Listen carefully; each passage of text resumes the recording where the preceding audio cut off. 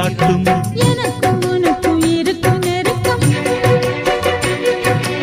இளமை தொடங்கி முதுமை வரைக்கும். இரவும் பகலும் உறவை வளர்க்கும் இடையில் இருக்கும் தடையை தகர்க்கும்.